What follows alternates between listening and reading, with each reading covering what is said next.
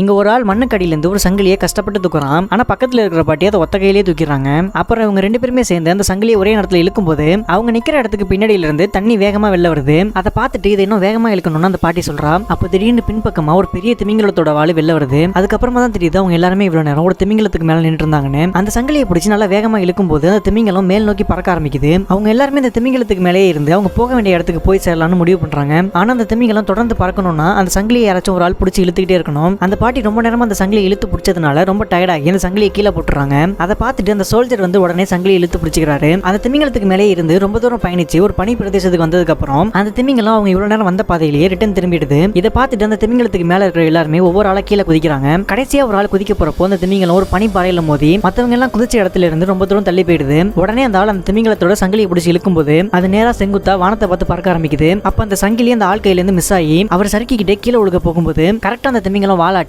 அந்த ஆளை மத்தவங்க கூடவே சேஃபா லேண்ட் ஆக வச்சிருது.